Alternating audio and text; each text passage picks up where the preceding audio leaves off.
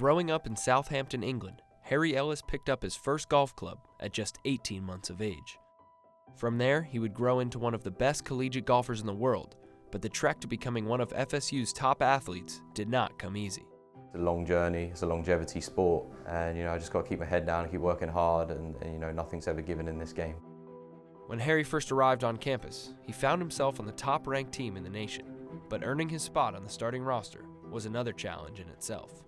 I just didn't want to be a name on the roster here. I knew I was better than that, and if you look at the progression over 4 years, I've got better every year. Last summer, Harry competed in the Amateur Championship in England.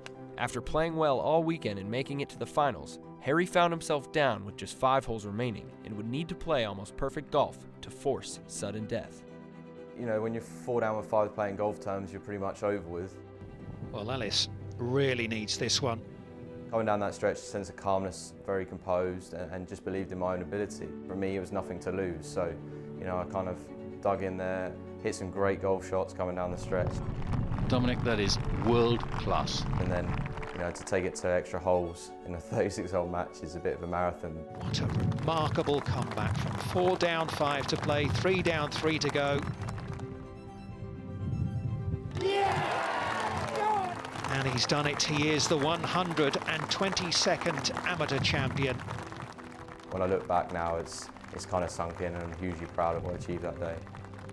An achievement that has earned him a spot in the U.S. Open and in the Masters. If anyone deserves it, it's Harry. The things that he's done, where Harry came from when he arrived at Florida State to where he is now, it would be a roadmap that I would hope that any of our student athletes would follow. But sadly for Harry, the journey to FSU featured a heartbreaking loss. In December of 2013, Harry's mother Tracy died of breast cancer, just 3 weeks before he was set to start school in the U.S. The biggest challenge I had was flying here after my mum passed. Being away from obviously my dad and my brother and the rest of my family was difficult. It was a tough decision to go. My mum's last words were that I had to go, and I think that was very eye-opening for me. Well, it's one of those things that unfortunately you can't say I know how you feel. I know what you're going through, or I understand, because you don't. You try to support them in all the ways you can. So whatever he thought he needed, we tried to provide it for him. And unfortunately, the thing he needed most was time. We don't see mental injuries, and they're not appreciated enough at times, and people don't accept them because they associate so much with mental injuries. But I had a mental injury, and it was important for me to do the right things and speak to coach and just say, look, I put my hands up and said, I can't compete, I'm just not there. Harry competed in just 4 tournaments his freshman year and was redshirted the following season. But that wasn't where the story would end for him.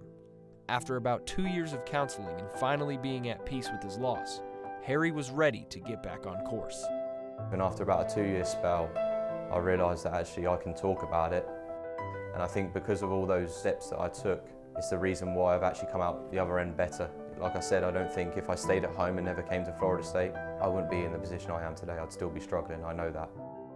Since the return, Harry has strung together 5 top 10 finishes, 16 rounds in the 60s, and won his first collegiate tournament at Erin Hills.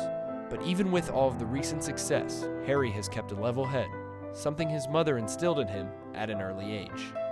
That was the most important thing that my mum taught me, was basically just to be who I am and don't try and be someone else, even after having success.